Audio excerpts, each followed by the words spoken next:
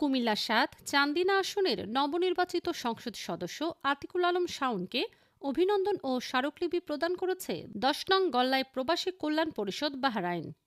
প্রবাসীদের পক্ষ থেকে জানানো শুভেচ্ছা বার্তায় তার সুস্বাস্থ্য, দীর্ঘায়ু এবং চান্দিনার সার্বিক উন্নয়ন কামনা করা হয়। একই সঙ্গে বাহরাইনে অবস্থানরত প্রবাসী ব্যবসায়ী ও সাধারণ বাংলাদেশিদের বিভিন্ন সমস্যা দ্রুত সমাধানে কার্যকর উদ্যোগ গ্রহণের আহ্বান জানিয়ে একটি স্মারকলিপি প্রদান করা হয়।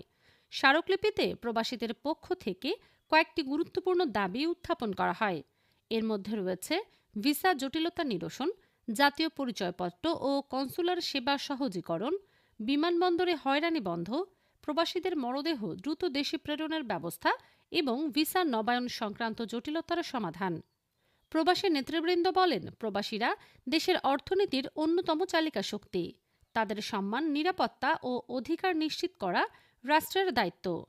দ্রুত কার্যকর পদক্ষেপ গ্রহণের প্রত্যাশাও ব্যক্ত করেন তারা।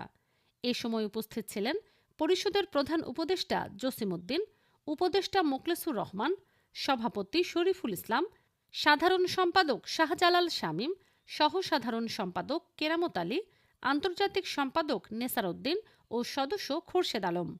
এছাড়াও ১০ নং গল্লায় ইউনিয়নের স্থানীয় নেতাকর্মীদের মধ্যে উপস্থিত ছিলেন প্রফেসর আব্দুর রব, আবু হানিফ, রুহুল আমিন মেম্বার, জাকির হোসেন ও আবু সিদ্দিক।